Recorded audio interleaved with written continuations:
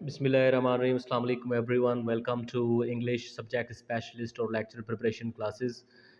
इस क्लास में हम पढ़ेंगे पैराडाइज लॉस्ट के सारे सॉल्व एमसीक्यूज।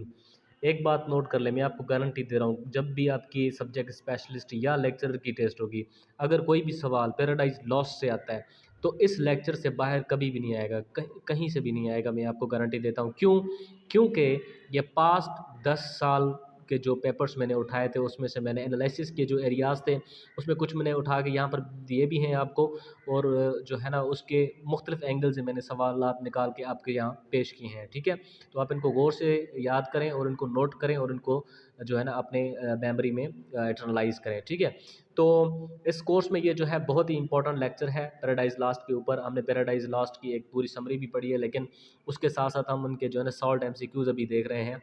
ठीक है, तो इस एडमिशन में कोर्स लेने के लिए आप इस नंबर पर रब्ता कर सकते हैं। So this is English lecturer Imran Abbasi.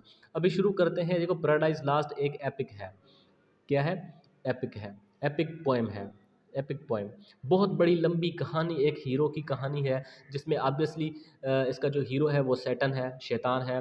क्यों है, किस तरीके से, वो हमने समरी में देखा था, लेकिन हम अभी इनको एग्जाम पॉइंट ऑफ व्यू से हम देख रहे हैं। तो नंबर ऑफ बुक्स, कितने बुक्स में छपा गया? ये 12 बुक्स में छपा गया। कब छपा गया? 1667 में। 2 एमसीक्यूज आपके शुरू में ही क्लियर हो गए।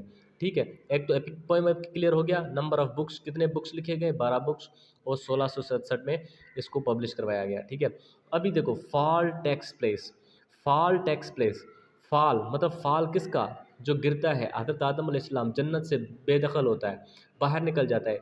ये वाक़या, ये सीन बुक 9 में होता है, बुक 9 में अकर होता है। और बुक 9 जो है लॉन्गेस्ट बुक है पैराडाइज लास्ट का। याद करें, ये भी सवाल पूछ सकता है कि लॉन्गेस्ट बुक, 12 बुक में से लॉन्गेस्ट बुक कौन सा है? पैराडाइज लॉस्ट है। 9वें बुक में फॉल होता है। अभी इसको कहते हैं मीडियास रेंज। मीडियास रेंज मतलब ये जो वर्ग है, एक स्टोरी होती है जो शुरू से शुरू होती है, फिर उसका मिडल आता है, फिर उसका कंक्लूजन आता है। ये स्टोरी मिडल से शुरू होती है, ये वाली स्टोरी मिडल से शुरू होती है, और फिर इसकी बाद में शुरुआत दिखाते हैं और फिर बाद में आखिरत दिखाता है हमें John Milton.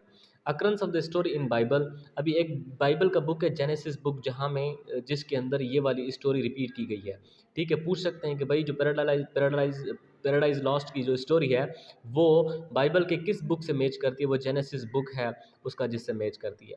Idea of all out war against God by Moloch. शैतान थे ना, तो शैतान के बहुत सारे अपने मुंशी भी थे।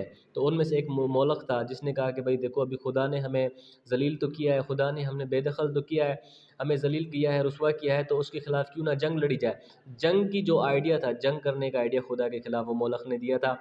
देखो, Milton stated purpose of paradise last. देखो, मिल्टन्स के पैराडाइज को समझना कोई आम बात नहीं है, बच्चों वाली बात नहीं है। मिल्टन ने खुद समझा है कि मैंने ये बुक क्यों लिखा, to justifies the ways of God to man, कि खुदा के रास्ते में बता रहा हूँ कि खुदा ने किस तरीके से इंसान को बनाया, और खुदा इंसान से चाहता क्या है। ठीक है, justifies the ways of God to man, खुदा ने जो किया वो खुदा उसको कैसे जस्टिफाई करता है। ये सवाल आ सकता है मोस्ट इंपॉर्टेंट, एफपीएससी में हो, बीपीएससी, एसपीएससी, कहीं भी आप दे रहे हैं सब्जेक्ट स्पेशलिस्ट या लेक्चरर की।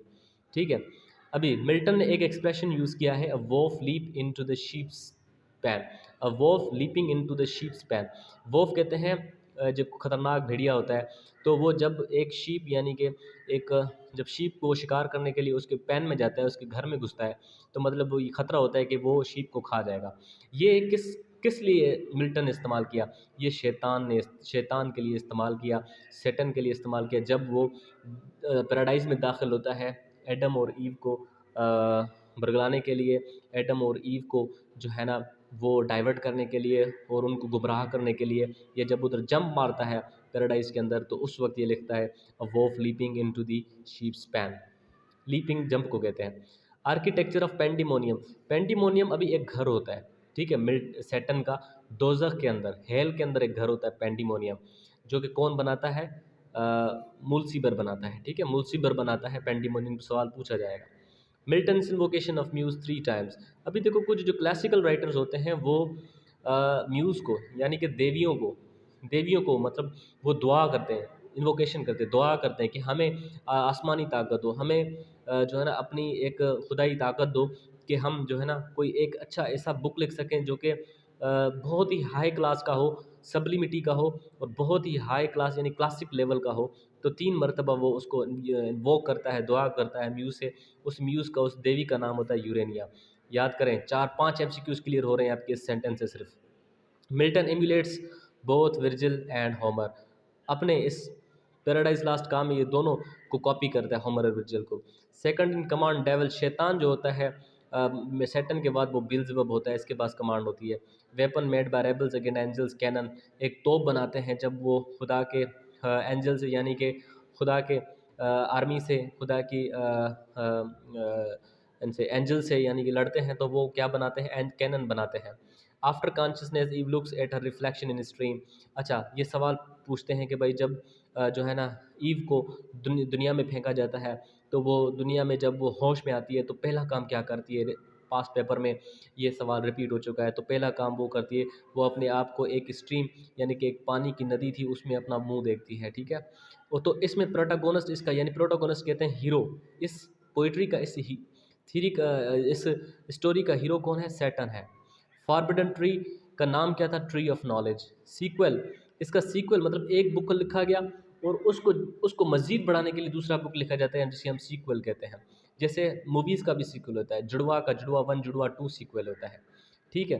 क़यामत का क़यामत 1, क़यामत 2, ठीक है। बागी का बागी 1, बागी 2, बागी 3।